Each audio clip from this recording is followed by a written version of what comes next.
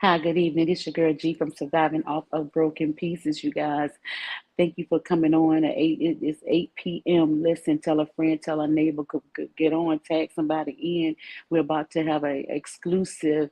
Y'all, I'm telling you, see, sometimes we don't understand how people able to make it over or make it through situations, but then we have to have testimonies. We have to have people that have been through some things and made it out and then be willing to tell their story. So I'm telling you, I have this woman, mighty woman here that's willing to get on and to discuss her life, her history, and for the sake of other people, for to allow other people to know that things can happen, transpire in your life, but there is a way out. There's a way out. So let me introduce you. Go ahead and introduce yourself and tell your story. Hello, good evening, everybody. This is Etta Allen. Um, I am an author. I have a small book that I put out, and I also helped create a documentary that came out in 2018 called In the Silence, and it's about surviving childhood sexual abuse among African American homes. But to tell you my story, I've been through a lot. I'm not going to say I've been through more than other people because everybody's going through something. And I've suffered with Mm-hmm. depression because of my past. I suffer with PTSD and stuff. Like I said, I was sexual abused by 5 different times between the age of 3 and the age of 14.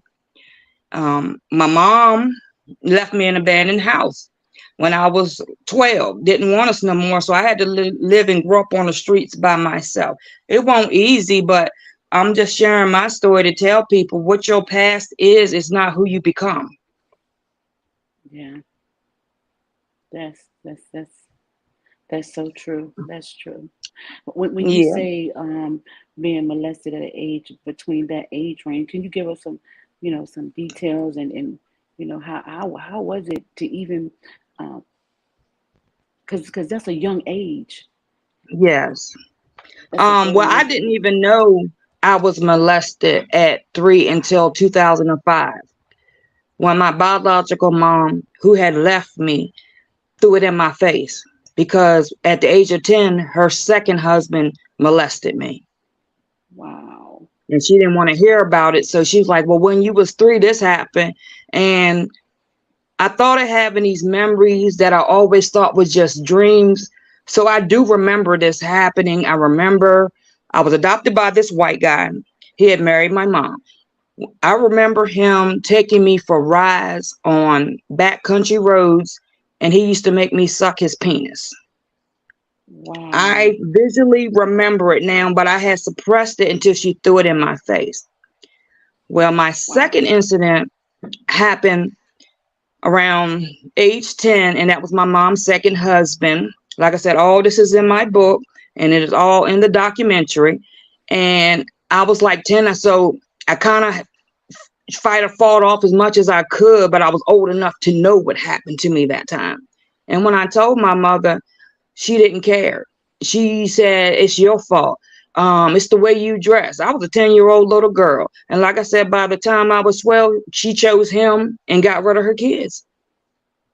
Oh, wow.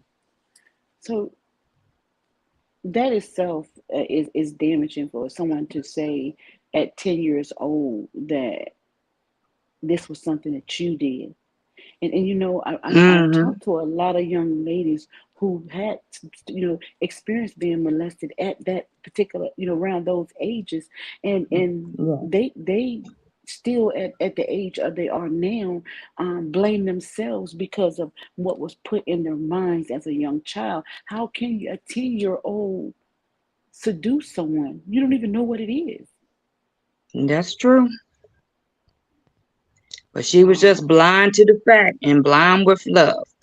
And then, like I said, that's not it because when I was 14, I was in Linkwood, Maryland. I was in a girls' home, and we kind of ran away.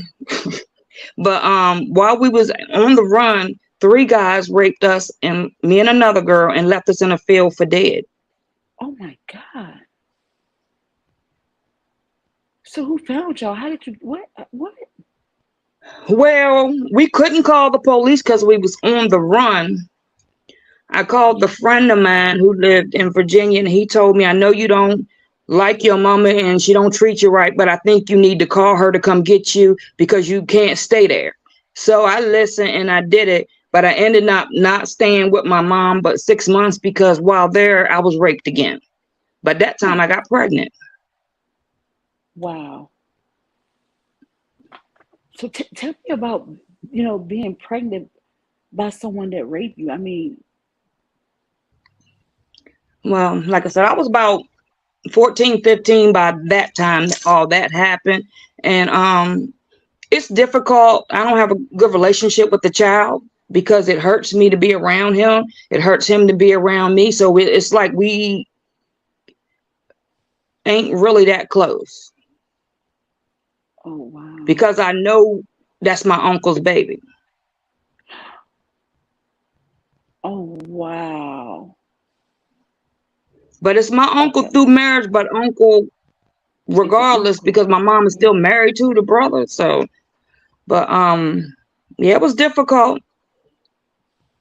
But I just lied and didn't tell nobody who I was pregnant by. I put a fake name on the birth certificate and went on with my life. In the silence, pain in the silence, pain in the Yep, in silence. the silence. And it's on Amazon Prime. And it's a Wow. documentary that me and 7 ladies from Maryland made, because that's where I'm from, Eastern Shore, Maryland. And we all talked about our experiences that we had as kids. And we try to educate people about not just sexual abuse and teaching kids about proper sex. We feel like kids at a small age should be taught proper touching Yes. to Yes. know what's not healthy for them. Yes, By I keeping it believe quiet and not telling these kids what they're up against is not helping these kids.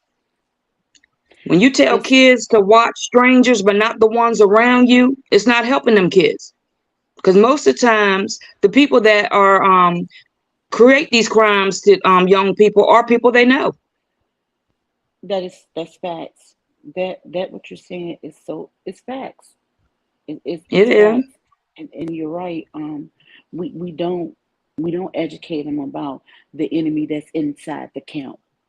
We don't talk to them about the enemy that's right there inside the camp. The Mm-mm. ones that want you to sit on their lap and call you, I'm your uncle or daddy's little girl, Mm-hmm. and the whole time, daddy's having or uncle or cousin or is having all kind of sexual thoughts about this child. See, we don't look at that because see that's the hard part, and sometimes they Mm-hmm. know it, but they don't want to know it. They don't want to know. Yep. and They and don't want and to I, know. yeah, and I could only imagine. So when this thing happened with your uncle, Yeah.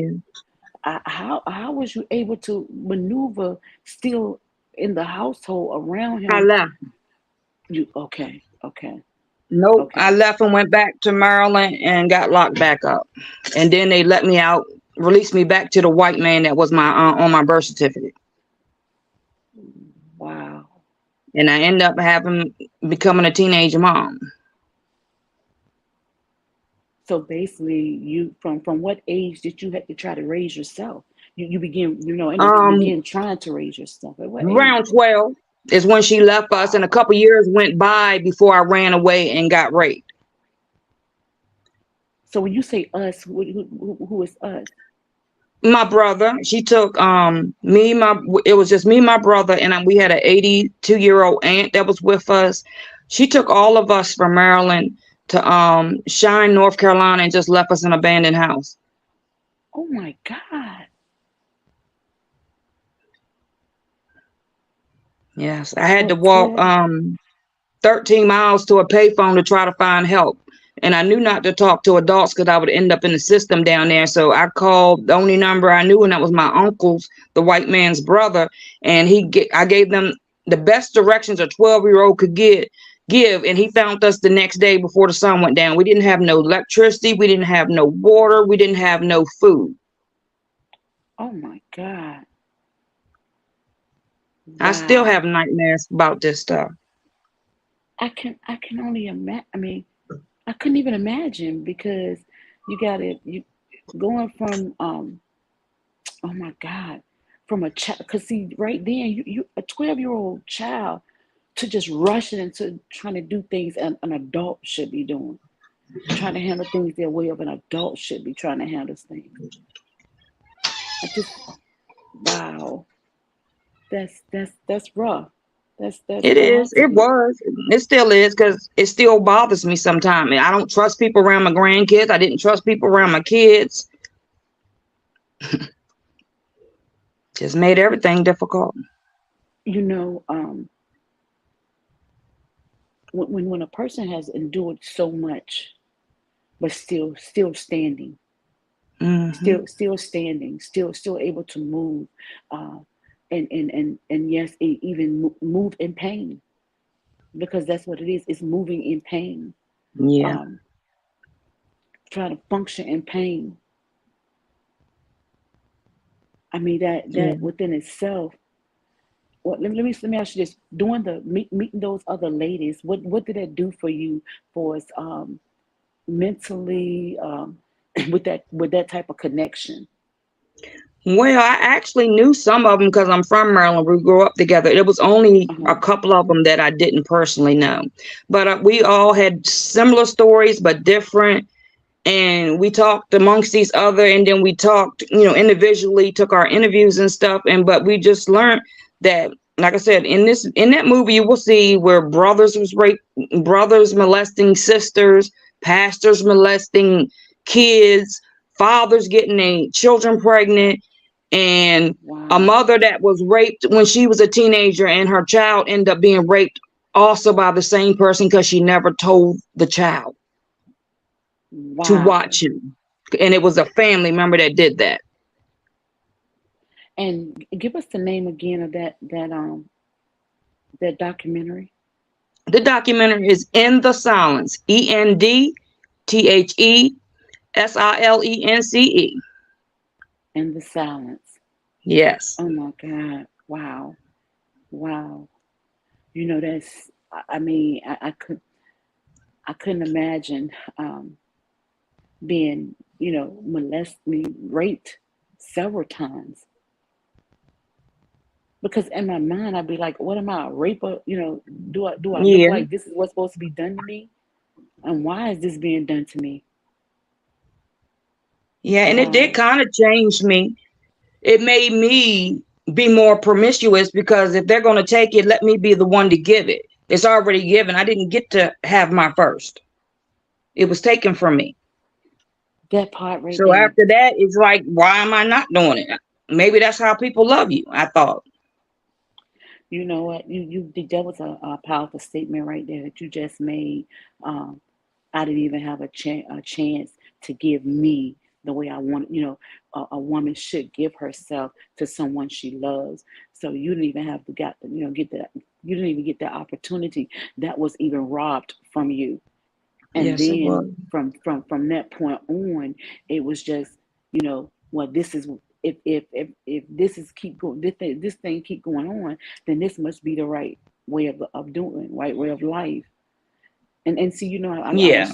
I spoke to a young girl, and she was telling me that she had got molested by her Yes. uncle at a young age, and he ended up giving her herpes, right?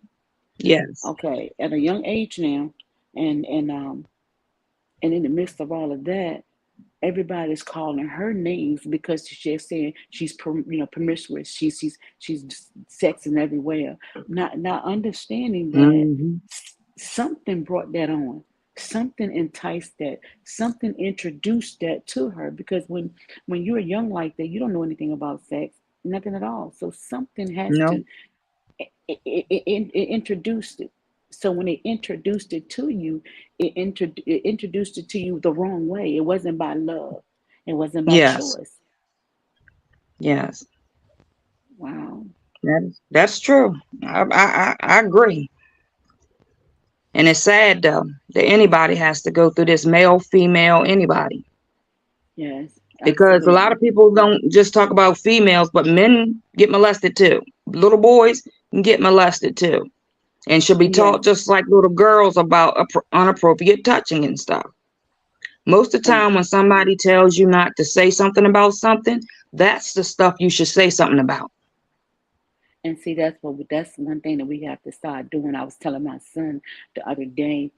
See, we got to understand. We so quick to say, well, the children don't need to know. They too young to learn. They don't understand. But see, if we don't tell them the right way, if somebody out there is going to do something, introduce them to something the Yep, wrong way, and because they don't know no other way, they're going to think that's the right way yep. because they don't have nothing to Especially if it's challenge it people they with. know. Absolutely. And it's nothing to challenge that with. If Yep, you showing me this and I don't know nothing else to say that that's not right, then I'm gonna go with that because it appears to be right. And a child is born pure and innocent. yes, They born knowing not anything. They gotta learn to say mama. They gotta learn how to just suck just to get milk. So they're born. So every things has to be introduced. And see, that's the thing. And then let me ask you a question. And growing up, and after all of this, and growing up, because you at the 12-year-old when all this happened. So when you were in your 20s, around that time, um, how did that affect your life? Even at that time, I mean, where I chose wrong people to be in my life just because I just wanted somebody to care about me. All the people, it seemed like I attract bad people. I don't know why, but it's like they just generate around me. I would I think because like I said, when you don't been through so much and it's just like a body being beat up. Um, Yeah. and all you know is depressed, low Yes. self-esteem. That's what you know. So it's Yeah. hard for somebody to look at you in a different way, and you're so closed in, you're so tightly, tight knit, and you don't want to look up, and you don't want to look in people's face, and you don't think that person, you don't deserve that person. So I'll take this person because this one more Hmm. in my range, because of what I've Yeah. been through, the things that have Hmm. transpired in my life. But I tell you what, to God be all the glory. I mean, you made it. Yeah. You made it. It was You rough, made it. but Oh I'm my here. God. And I have Yes. tried to leave here a lot of times. I have Wow. tried to commit suicide. I have been hospital more than 20 times since the age of 12. I am Wow. currently on medication to control my mood because I don't trust anybody. But it's my past that makes me not trust nobody.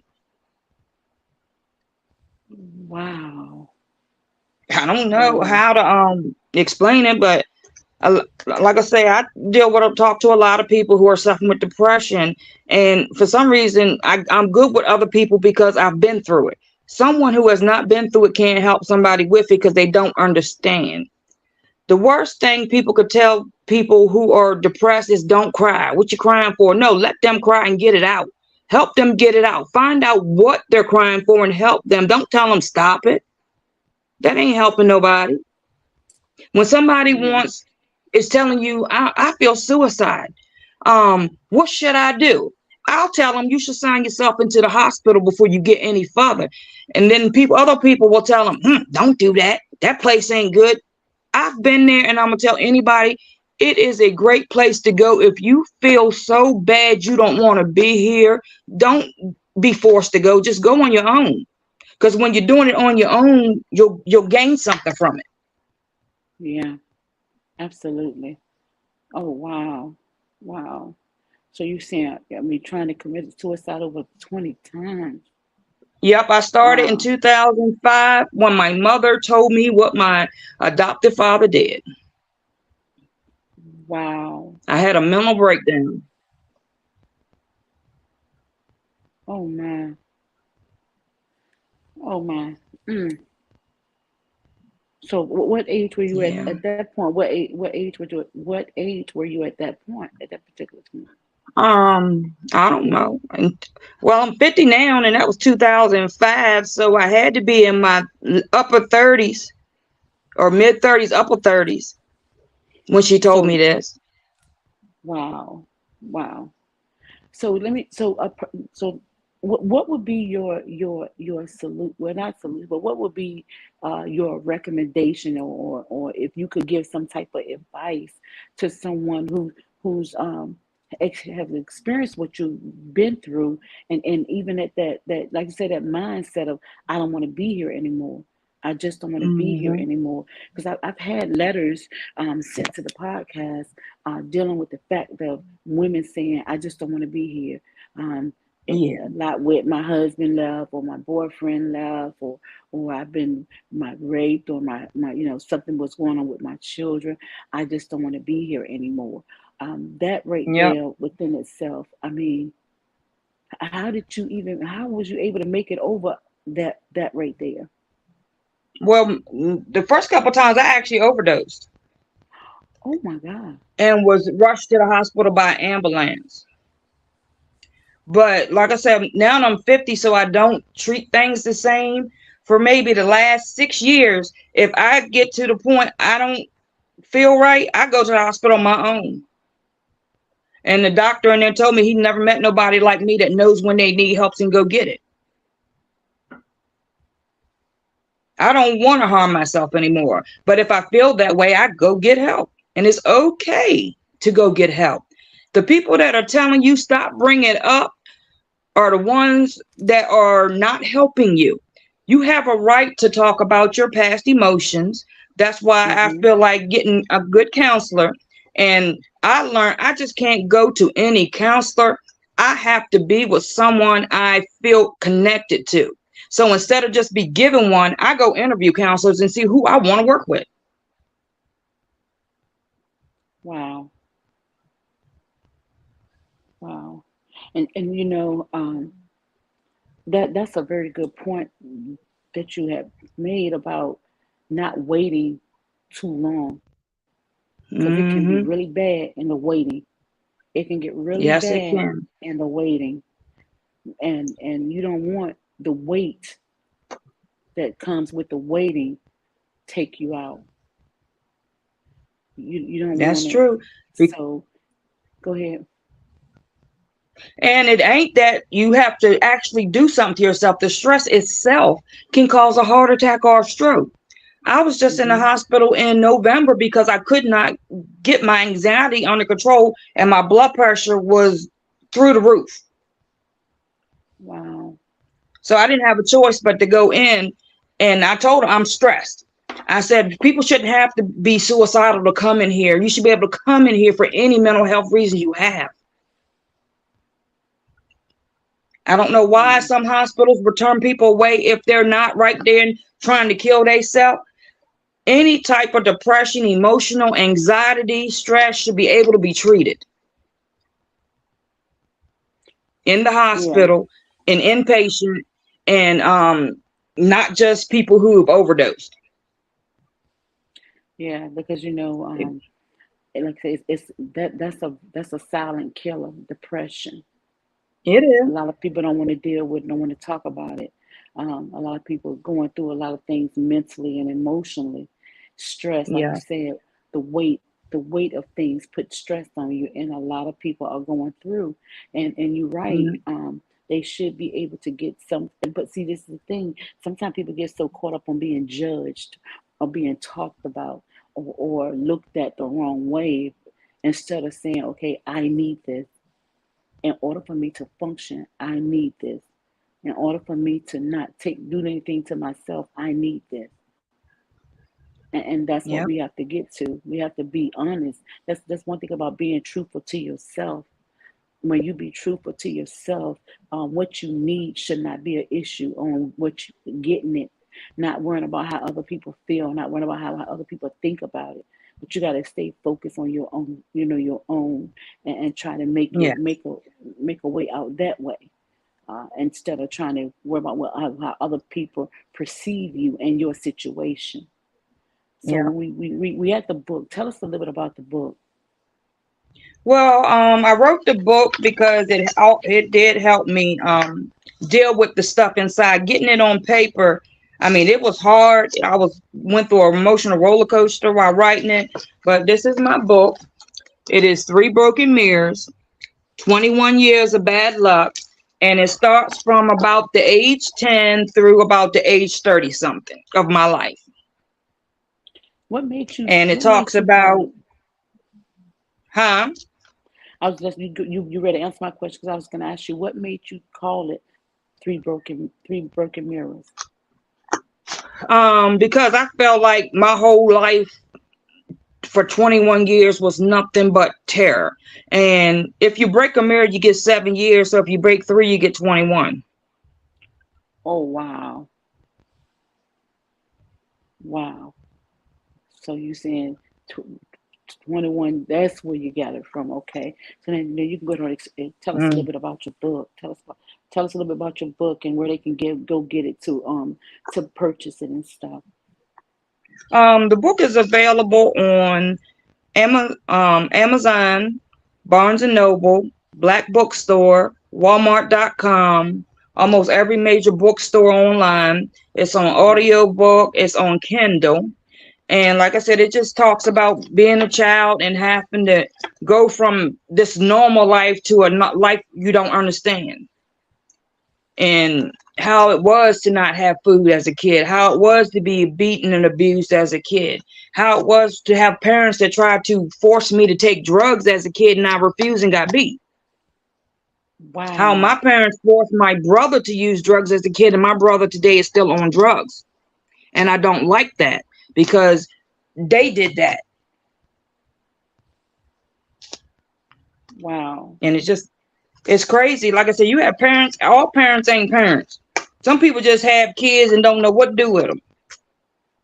Yeah, you got some And now that's they not trying to good. force people to not get abortions. That don't make no sense. And everybody don't need to be a parent. Yeah, wow. Wow. So when you say oh my God, when you say parents try to get y'all to do drugs. Yeah. It's like our house was like a party house. Everybody was sitting around. At a young age, I seen Speed, Love Boat. I seen Acid. My mom was a crackhead. My mom started smoking crack when I was a young kid, and a lot of that caused her to just not be a good mother too. Yeah, wow. Hmm. And I Wow. always felt worse than some people whose parents was dead because mine's alive and just don't want me. I'd rather they be dead and couldn't have me than to be out there and be like, fuck my kids. So okay, so let's talk about that a little bit. So your parents are alive. Both of them. My mom's Were in a you nursing home in Chesapeake. A month after she threw that in my face, she had an aneurysm. And she has been in a nursing home ever since because it messed up her short time memory. I've always felt like that was the karma of her throwing that in my face and putting me through all that stress. wow. So And my y'all don't have biological no dad, I didn't meet till I was in my 30s because he the one signed me over and gave me to the white man so he didn't have to pay child support. oh my God. So you right now so you and your parents have no type of relationship at all. No, the man, they say, I made the man take a blood test because my whole life someone else was my father. And my father died in like 2011. This is a black father who I thought was my father, but this man just kept coming to me telling me he was my father. I know he was my brother's father, but we had different fathers. So we did a blood test in 2018. He lives down here. He followed me. I think he just did that because he don't want to be old and alone. Because when we was kids, he knew she had left us. He didn't try to come get us off the street. He even told my brother to get away from his door. Wow. Wow. So 13-year-old little boy, because I'm the youngest. Get away from my door. I ain't got no space for you.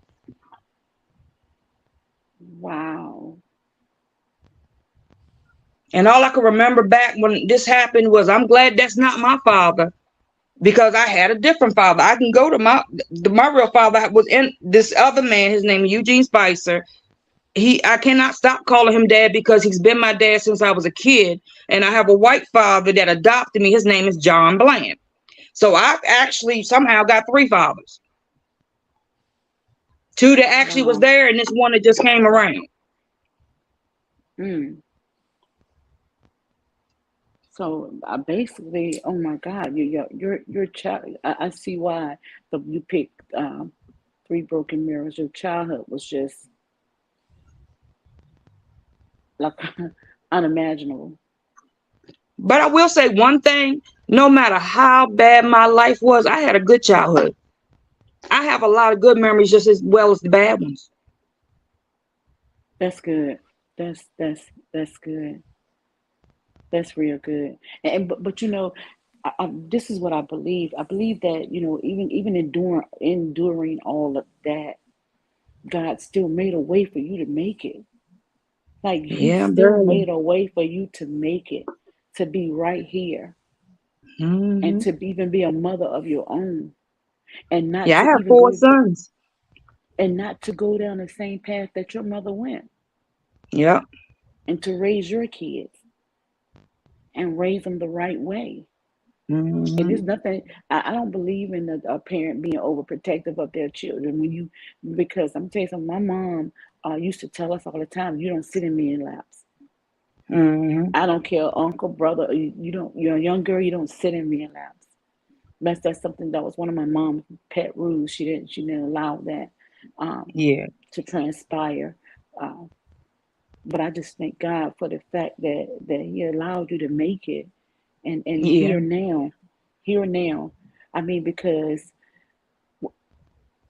where you at now compared to where you were then, Yeah. mentally, financially, emotionally, it's Actually, emotionally, right now, I'm not good. oh wow. I'm really not.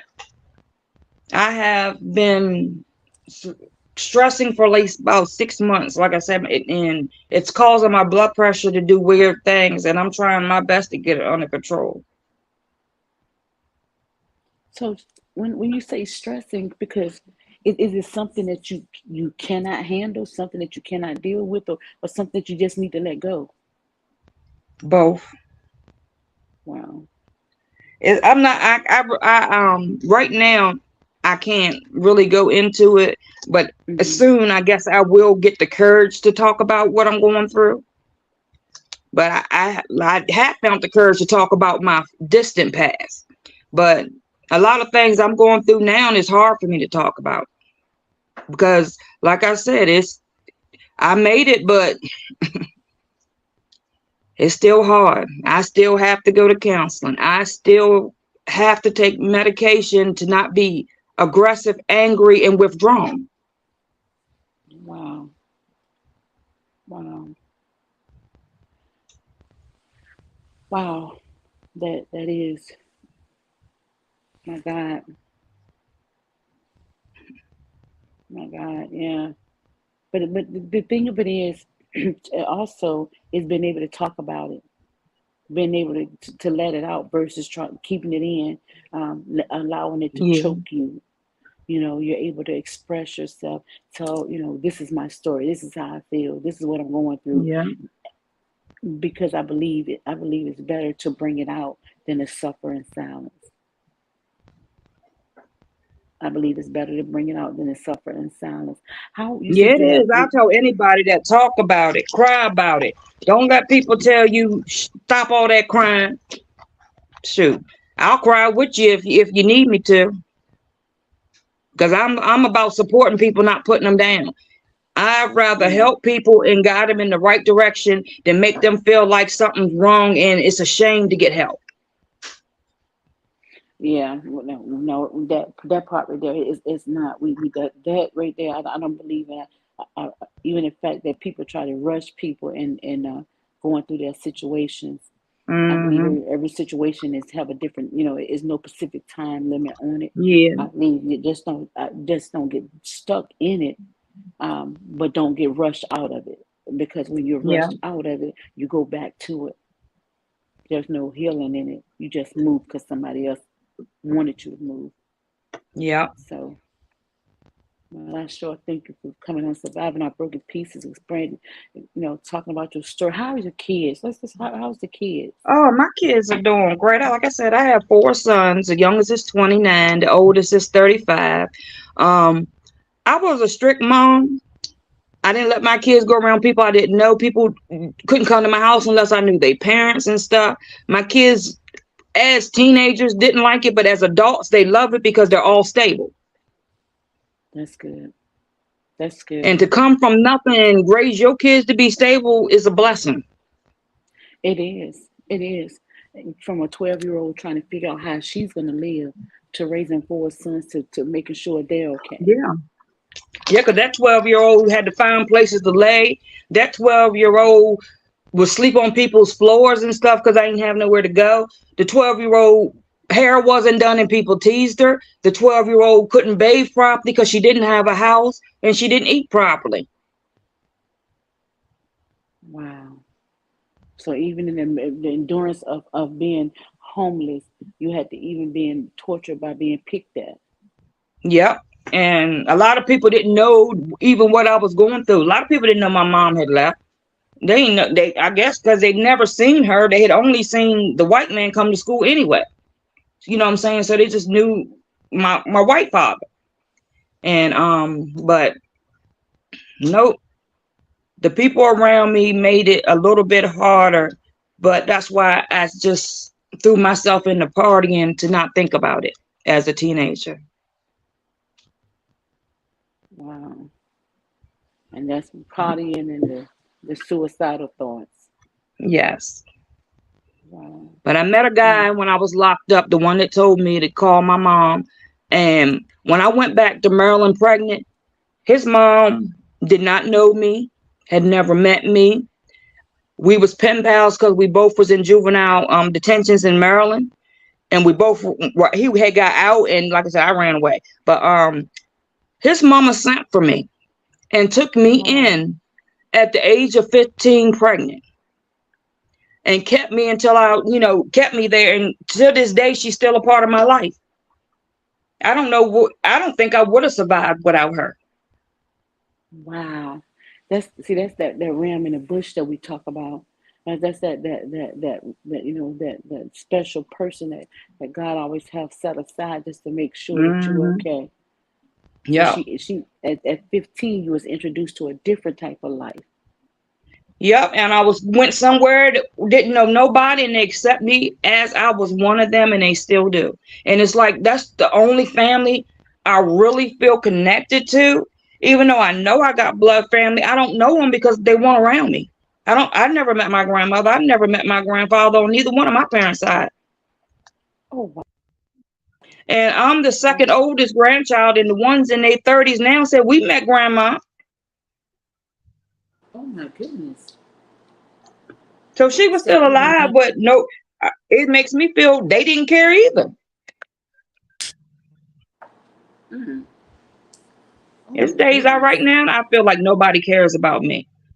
Hell, sometimes I don't think my husband cares about me. Wow.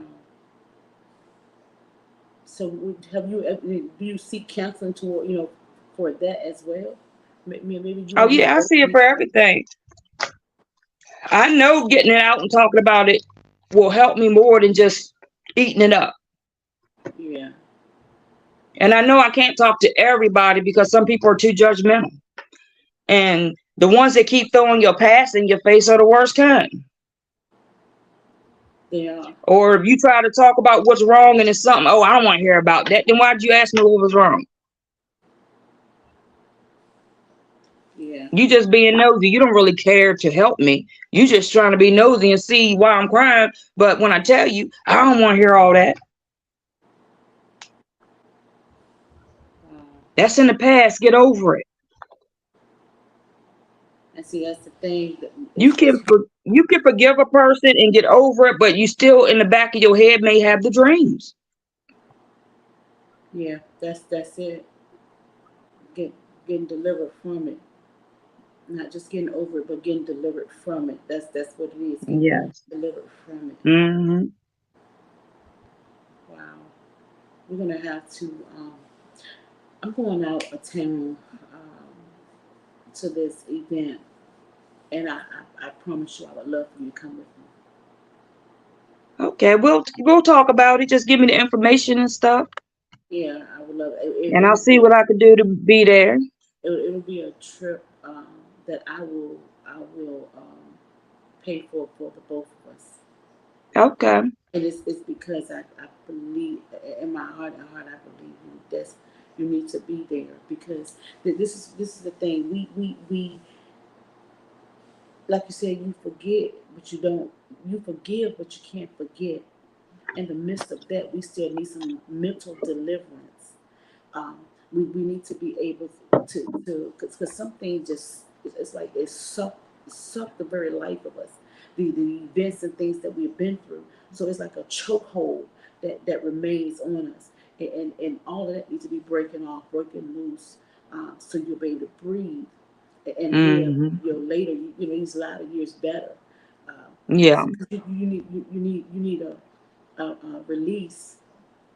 You really need a release, and I'm gonna go to a release event. Okay, Yeah. um, we just had a release event here in Newport News. I had it myself. Okay.